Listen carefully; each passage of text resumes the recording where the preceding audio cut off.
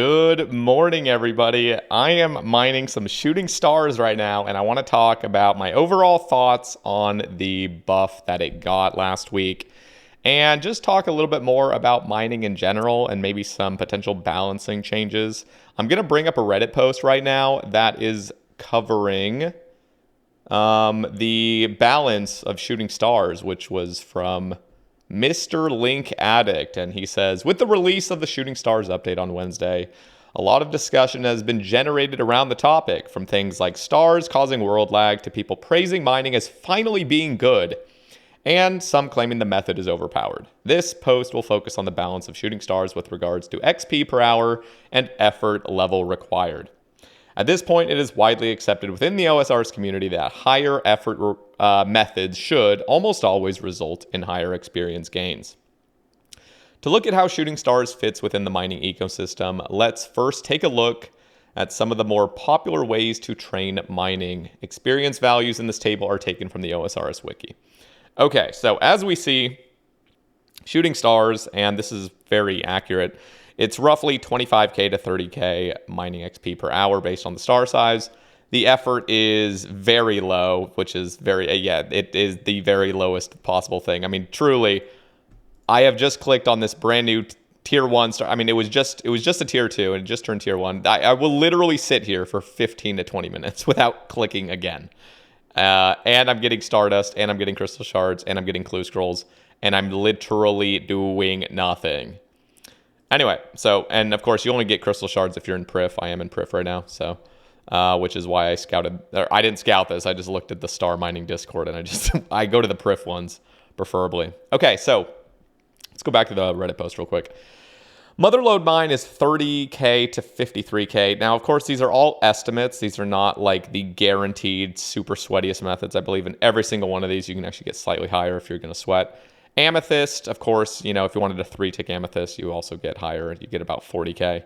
Volcanic Mine, 68k to 84k. Blast Mine, 55k. You can actually get up to 80k on this one as well. Gemrocks, 40. Again, if you 3-tick Gemrocks, you're getting 118k. But they show it right here. Gemrock 3k. There we go. 3-tick. Iron ore and granite. So these are roughly the methods that you get to do when you're training mining. Now, I would love it if, there was some other methods added. I just brought up that video like a week ago about the gold horseshoe. That method alone would be around, 115k XP an hour with about 2,000 gold ore per hour, or 1,500 if you don't have any like boosting gear like Maxscape or Varrock armor or anything. So a nice profitable method. You could still AFK it if you want, but I thought that would be cool. I also think it would be cool if, silver got some treatment where you could mine silver rocks. That would actually be better than iron. Like, really, I would love to see silver rocks be just as fast as respawning as iron and just as high of a success rate as iron. So you're actually getting slightly more XP by mining silver. And then, of course, I would love to see silver smithing gauntlets come into the game already. I think it's ridiculous that it's almost 2024 and we still don't have silver smithing gauntlets. Like, come on. Oh, really? We're really going to be smithing gold and getting, 52 XP per gold or 56, whatever it is. And silver's like 12. I think silver's like 12 or 17 XP, like per bar smelted. Like, it's just laughably low. Anyway, so there obviously needs to be some changes. Now, let's finish what he says. So he says, taking a look at the table, it actually seems like the balance in mining is quite good. As the effort level of methods rise, the experience per hour rises quite dramatically. Did I just misread that? Anyway, going all the way up to 130k if perfectly 3-tick mining granite at 99 mining. Amethyst is a bit of an outlier here, but it is offset by the utility of amethyst arrows and darts. I urge Jagex and the players to not make knee-jerk reactions to a new, widely loved method being updated. Yes, stars are extremely low effort and allow for long periods of AFK, but their balance within the mining skill is quite good. As a small footnote, let's take a look at how much profit one can currently make per hour with the Stardust gained. At the time of this post, the best GP per hour Stardust conversion is soft clay packs at 84, value taken from the wiki. Yesterday, I AFK mined stars for approximately 11 hours and gathered 12,500 Stardust. This gives a number of 1100 Stardust per hour. We'll round up to 1150. Using the wiki rates of 84.67 GP per Stardust, this gives a profit per hour of roughly 97K. So if we are generous again, let's round it up to 100K per hour. So me mining this right now is 100K GP per hour, apparently, if you're going to cash out on soft clay. As a comparison, mining Amethyst is around 360K GP or to 400K GP per hour, 90 to 100 Amethyst per hour. I'll not go into detail on how much profit the other methods are because I don't think that would change the discussion here in any significant way. Though if someone has these values, I would be interested to see them. So in conclusion, are shooting stars balanced well within the mining ecosystem? My belief is yes. The XP per hour fits very well within the already established methods, and is reasonable for the amount of effort required. The GP per hour is also quite low and should not harm the OSR's economy. So my initial thoughts on at least that lower part is, you know what? I actually think shooting stars are in a good place. I really do think that. I think being very low XP per hour, 25 to 30K XP an hour for one click, you do need to have the Discord open. You need to know where the next shooting star is going to be. Of course, yes, if you're going to find like a tier 9, you can literally sit there for like multiple hours on end and just click a few times every 20 minutes, which, in my personal taste, I think is maybe a bit too low of effort, but at the same time, it's not like you're sitting here for 2 hours without having to click. You still do need to click on the rock occasionally. And I think just that fact of not being able to like sleep overnight and gain XP, I think is fine. The game has obviously progressed to a point where we all kind of as a community think this kind of stuff is fine. And I think the XP rates are good as is. And I think it's just nice. I mean, you get a little bit of perks, you get the Stardust, you get the Crystal Shards, as I said, if you're mining it in Periph, and you get some clue scrolls here and there. It's kind of like the equivalent of Redwoods, just even easier. One of the best parts, though, truly, of this star mining is the community. I mean, you just have people around you mining, and you could spark up a conversation. A lot of people are like entirely AFK, so it's not like Wintertod chat where every single person is just spewing racist shit. It's like, no, 98% of the people here are completely silent for the whole time because they're just trying to work or, do whatever they're doing on the side and just AFK this. But you can spark up a conversation and just, have some fun. So that is the biggest perk of shooting stars. And you do end up traveling the world. You're not just in one particular spot endlessly in a private instance or anything. No, you're around the world. And I think it's cool. So, however, I do need to share what I do think is imbalance now, because if we are having shooting stars and we are fine with this very low method, I really do think that these other methods down below, like Motherlode Mine, Blast Mine, even Volcanic Mine, in my personal opinion, need to be updated, at least rewards wise. Personally, I think, and this is something I brought up in a past video of like the idea that what if, for example, you enjoy Motherlode Mine and the more you do it, you continually upgrade the place. And what I mean by that is imagine, you are cleaning your ore or your pay dirt and you now have a new unlock at Prospector Percy's shop where if you collect 1,000 gold nuggets, you can now pimp out the Motherlode Mine so that 10% of all pay dirt you get will be a double roll. So you basically have just now increased Motherlode Mine's overall XP per hour by 10%. And then there would be another upgrade, maybe, another like 1,200 or maybe just another 1,000 nuggets. Again, this is all up to balancing sake. Maybe 1,000 is too high, maybe it's too low. But something where if you really enjoy Motherlode Mine, you can keep pimping out that place the longer you stay there. And now, after 5 upgrades, you're now at Motherlode Mine getting like a 40% XP and GP increase by just having stuck it out there longer. And I honestly think that progression of being there for longer and like that constant milestone that you're looking for, like, ooh, okay, as soon as I get this much more gold nuggets, I can now pimp out this place and get slightly more XP per hour. I honestly think that could be a good way of going about like actual interactive methods like Motherlode Mine. Obviously, that is considered AFK, not anymore with Shooting Stars. I mean, it's just Motherlode Mine is not even considered AFK when you compare it to Shooting Stars right now. So anyway, let me know what you guys think about that kind of system.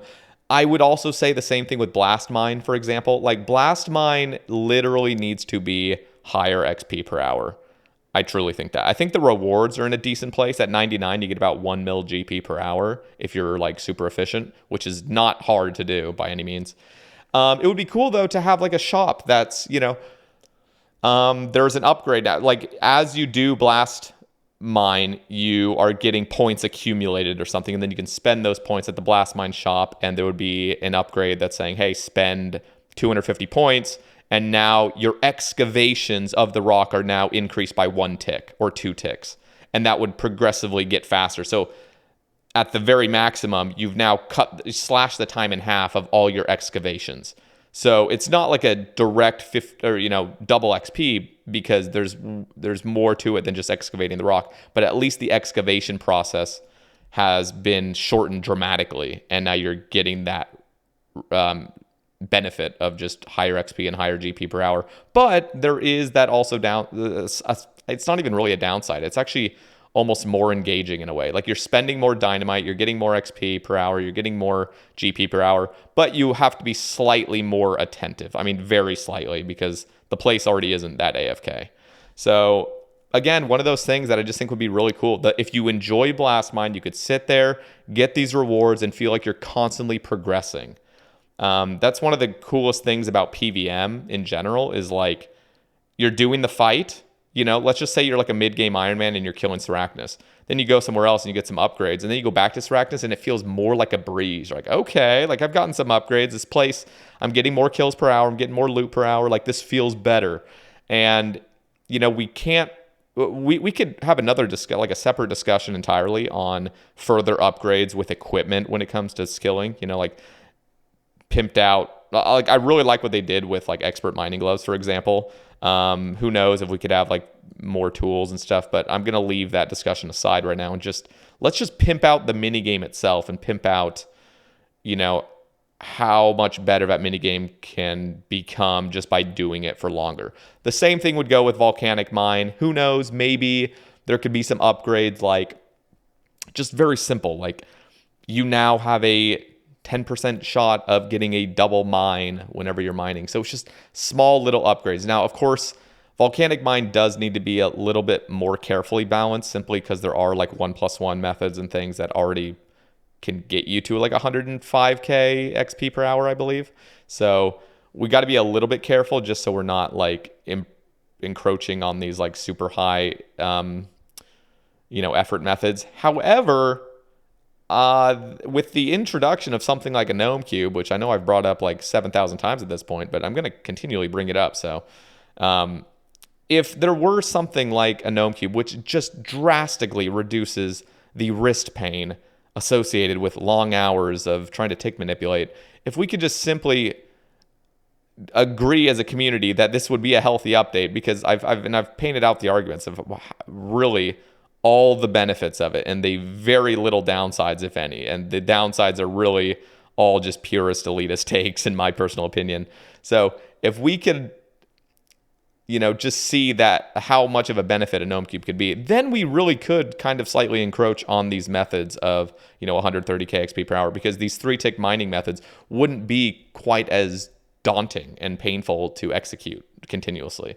So I don't know. This is just my personal thoughts on mining in general. I think, and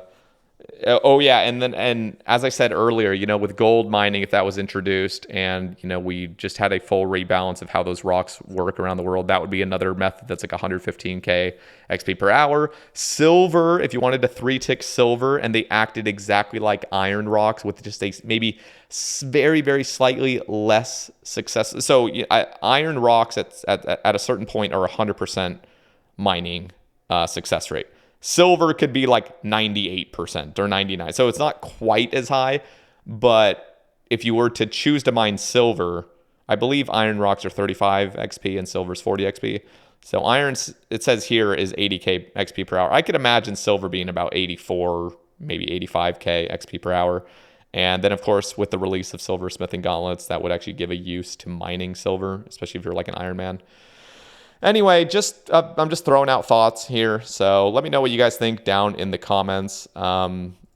Basically, if you are just skipping to the end of the video and you want kind of like a brief overall summary, really what I'm thinking is mining shooting stars. I think shooting stars are in a fine place right now, but it has kind of devalued the incentive to do other methods, especially like motherlode mine and blast mine and these methods that are just kind of slightly above shooting stars and the rewards are kind of dog shit. So let's just take a closer look at these other methods that are actually interactive, because that means every single motherfucker is doing shooting stars. And I don't necessarily think they're overpowered. I just think the other methods are now underpowered.